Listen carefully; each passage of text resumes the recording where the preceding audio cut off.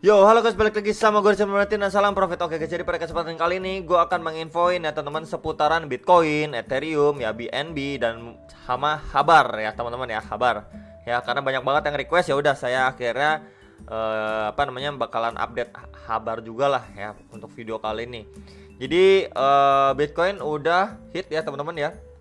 Sudah hit di 58.000 ya, dimana memang berapa kali saya infokan ke kalian itu udah harus berhati-hati di kisaran 58.000 sampai 60.000 dolar ya. Itu adalah dua resisten yang menurut saya cukup penting untuk si Bitcoin jangka pendeknya, teman-teman ya, jangka pendeknya. Ya dimana memang di sini juga berpapasan dengan resisten yang terbentuk dari ascending channel. Ya jadi mungkin udah dia berproses seperti ini teman-teman ya. Ya begini naik turun begini ya teman-teman ya, sampai hit area resisten atas ya, mungkin sekali untuk terjadinya ABC correction gitu teman-teman ya. Jadi itu yang masih saya wanti-wanti ataupun saya reminder buat kalian semua gitu. Nah kalau misalkan dia breakout bagus juga ya bagus aja, nggak ada salahnya gitu teman-teman. Tapi lebih baik kita berhati-hati aja buat worst case scenario ya teman-teman. Dan WF4 nya itu sangat mungkin hit ke kisaran 52 dolar bahkan ke 50.000 dolar gitu teman-teman ya. 52.000 dolar sampai 50.000 dolar untuk di wave 4-nya itu ya sangat mungkin sekali untuk digapai oleh si Bitcoin. Jadi mungkin kalau misalkan kita beracuan dengan ascending channel yang disupport juga di dalamnya ada wave 1 2 3 4 5 dari si Bitcoin gitu teman-teman ya. Ya jadi masih masuk akal lah menurut saya pribadi gitu teman-teman ya. Lalu kalau misalkan kita tarik garis besarnya pun ya teman-teman, dia ini membentuk seperti cup and handle teman-teman. Ya membentuk seperti cup and handle ya. Jadi seperti ini kurang lebih nih. Ini adalah bagian cupnya dari sini ya teman-teman ya. Ini adalah bagian cupnya ya. Ya adalah bagian handle lah ya, dimana yang mana kemarin itu membentuk pattern falling wedge pattern ya teman-teman ya. Kemudian akhirnya dia breakout. Oke ya. Jadi kalau misalkan kita ukur berapa sih ya teman-teman, targetnya itu masih kurang lebih sama lah. Kita ambilnya dari sini ke bawah sini ya teman-teman ya. Kemudian kita ambil dari waktu dia ngebreak. Jadi kurang lebihnya seperti ini teman-teman untuk target kenaikan si Bitcoin atau Neo ATH-nya itu ya teman-teman, terdekatnya seperti ini. Tapi kalau misalkan kita beracuan pada rainbow chart Bitcoin ya, Bitcoin ya masih able sekali untuk gapai ke kisaran 120 ribuan dolar gitu teman-teman ya. Tapi ini yang lebih realistisnya jika pun market mendukung gitu teman-teman ya. Jadi kurang lebihnya seperti itu untuk si Bitcoin ya. Oke, next kita bahas Bitcoin dominance. Dominasi dari si Bitcoin ini masih kuat ya teman-teman ya, masih kuat, makanya altcoinnya itu cenderung memble gitu ya. Jadi ya berharap semoga ini time frame daily ya teman-teman. Kita lihat dari dailynya, semoga aja dia kepentok oleh resist MA 200 nih atau garis warna hijau ini teman-teman. Ya kepentok untuk retest lah gitu ya, retest ke MA 50-nya nih. Atau kalau sekarang kan posisi 42 untuk area MA 50-nya atau garis warna orange ini. Ya jadi ini yang diharapkan lah teman-teman untuk si dominasi si Bitcoin ya. Oke, jadi next kita bahas untuk versi rupiahnya, ini time frame daily ya. Jadi ya sama aja ya, area-area penting itu kisaran 840 sampai 870 jutaan ya teman-teman. Itu udah harus diwaspadai ya jika Bitcoin udah hit situlah teman-teman ya, versi rupiahnya ya. Karena udah deket-deket sekali dengan resisten dari si ascending channel ini sendiri gitu ya teman-teman. Dan untuk si Bitcoin time frame daily-nya sudah masuk area overbought juga ya. Kemudian kalau kita lihat dari time frame 4 jamnya ya, dia masuk area overbought ya teman-teman ya. Nah, kemudian kalau kita lihat dari time frame 4 jamnya, dia baru OTW nih teman-teman ke area overbought, baru mau OTW. Jadi masih sangat able kalau menurut saya ya teman-teman. Dari beberapa skenario yang ada pun ya, dia hit dulu nih ya ke kisaran-kisaran ya 840 jutaan lah teman-teman sebelum terjadi ABC correction ya teman-teman. Itu jangka pendeknya probabilitasnya mungkin lebih besar ya teman-teman ya, ke arah-arah sekitar atau mendekati 840 jutaan teman-teman untuk si Bitcoin. Oke, next kita langsung bahas untuk si BNB. Nah ya ini teman-teman ya, jadi Bitcoin masih kurang lebih masih sama lah pembahasannya ya. Langsung aja ke untuk si BNB teman-teman ya.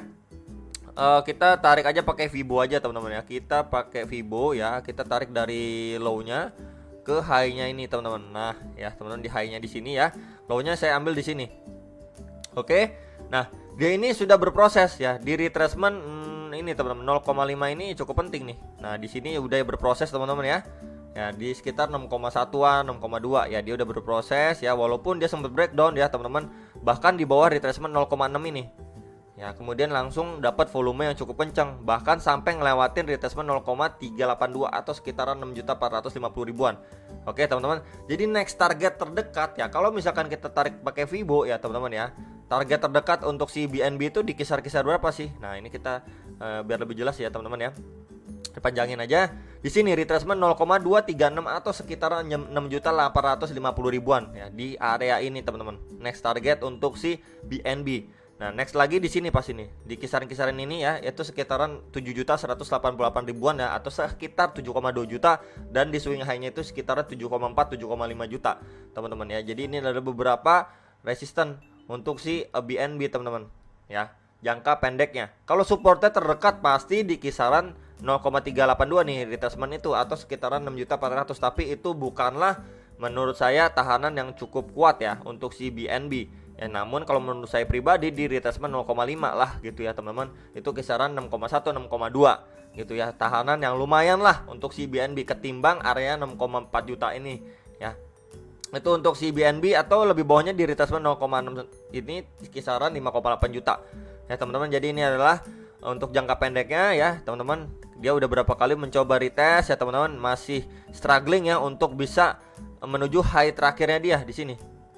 Ya, kalau misalkan kita lihat sih seperti itu ya untuk si BNB ini sendiri. Jadi masih able lah kalau misalkan Bitcoin mendukung ya, terus kemudian Bitcoin dominance-nya juga mendukung, dia hit ke kisaran 7,4 7,5 itu masih bisa gitu teman-teman. Apalagi memang di bulan ini adalah bulan terakhir untuk si BNB burn tahun ini gitu kan. Siklusnya kan per 4 bulan kan, Januari ya, Februari, Maret, April ya teman-teman.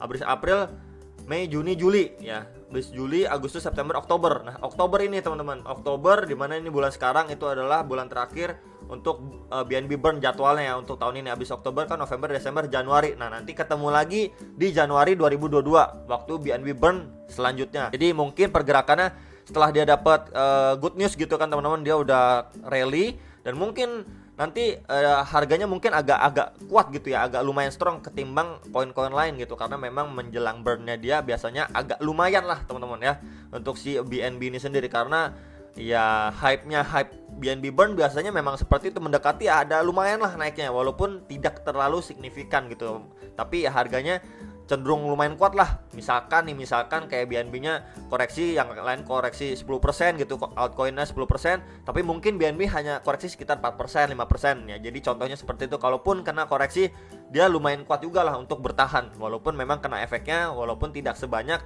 koin-koin lainnya. Ya. Next kita bahas untuk si ETH. Nah, ini untuk si Ethereum ya teman-teman ya. Dia udah nge-break ya teman-teman. Dia sudah break dari pattern triangle ini teman-teman.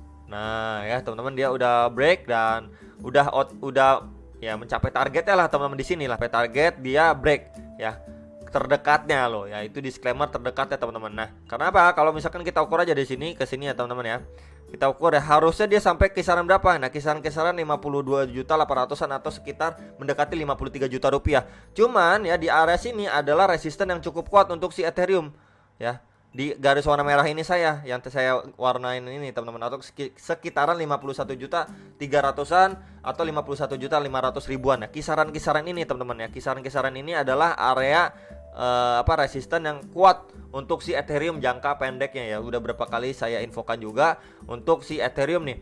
Ya, jadi ya kuat lah ini ya teman-teman. Nah kalau misalkan dia bisa break sampai targetnya ya kisaran 53 juta, itu kalau misalkan dia bisa bertahan di area situ pun ya kemungkinan besar dia bakalan OTW ke swing high terakhirnya dia ya teman-teman di sini, atau sekitaran 56 juta sekian ya untuk si Ethereum. Memang syaratnya dia ya harus pelan-pelan nanjak dulu lah ya teman-teman, hit dulu target di 53 juta, kemudian mungkin retest lagi teman-teman ya.